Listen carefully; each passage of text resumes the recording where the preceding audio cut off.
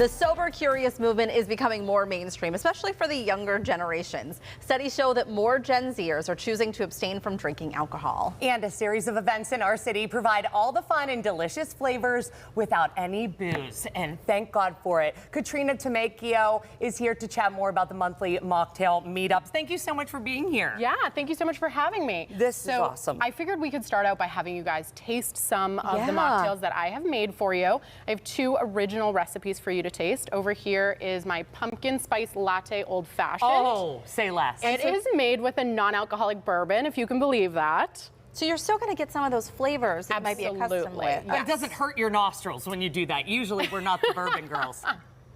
Oh, yeah.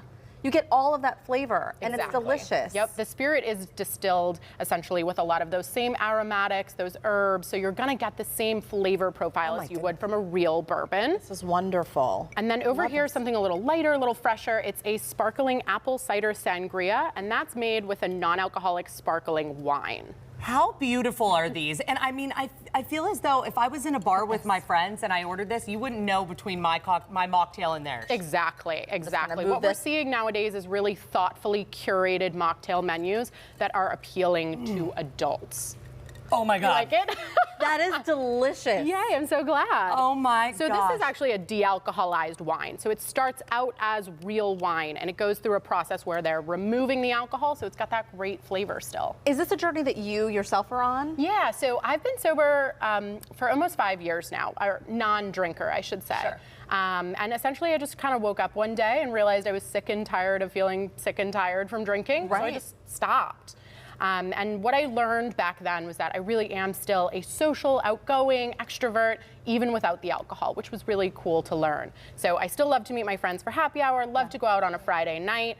And basically I was just trying to find great non-alcoholic options when I was going out and meeting a lot of resistance back then. Yeah. Bartenders really didn't know how to appeal to adults. So I'd be asking for a non-alcoholic drink and I'd be met with soda or cranberry juice or Shirley Temple. Oh, right. Which was great when we were 5. I know. It's so discouraging though because, you know, you're an adult. You want a fun, Instagrammable drink. Right. And there really was not that knowledge back then. Right. To see where the industry has come in just 5 years is insane. Oh my gosh, But there was a huge void in that market. So as someone who works in hospitality and marketing, I started non-alcoholic consulting for my friends who owned bars and restaurants, helping them bring those mocktail menus to life. And as someone who is sober, it's uniquely positioning me to know what kind of we're looking for. Absolutely. Yeah. And it's so nice to know that you want the photograph-worthy drink. Oh you my want God. the cute It's all about cocktail the and the gram. cute picture. All about the gram. It is, and that's so nice. But I will say, do you think it's because of the drive of Gen Z kind of cutting back on alcohol? I think all around everybody is really realizing, hey, we kind of feel like crap. Yeah. You know, it's mindfulness, it's pregnancy, it's health concerns.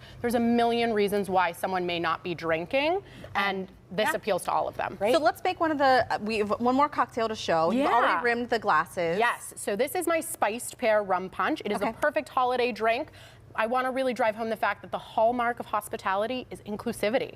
So if you're making cocktails at home for your guests, you should make mocktails too. That's wonderful. So this is a perfect one. I've already gone ahead and pre-portioned everything for you guys. So I'm going to have you pour those into this pitcher. Okay, so what is this? So we've got our maple syrup here. And this is a group batch, so you're going to see a lot of ingredients. This is a mulling spice simple syrup. And then back here is our non-alcoholic rum. How wonderful. And are we adding in some of this too? Yes, you're also going to do your pear juice. Thank you for that. Pear juice, so seasonal. So seasonal. Oh my God, this And needs once you get that in, give that a good stir. And then I've got your glasses right over here for why you. was that so simple? It's like the perfect And so aesthetically pleasing, the way it all went in together. This looks great. And I do think, I'm so glad that we're talking about this today, because I do think this word sober also comes with some sort of negative connotation, and it doesn't have to be. Absolutely not, no. And again, I call myself a non-drinker. I'm not necessarily in recovery. I just don't drink. And what we're seeing is that 38% of Americans today are not drinking just because they don't want to. There you go. And you don't have to have a reason or explain it to anyone either. Exactly. You also have a really fun event coming up on Thursday, your meetup. I do. I'm going to have you finish that off with a pear rose. I host a group called the Pittsburgh Mocktail Meetup. I started it about 9 months ago.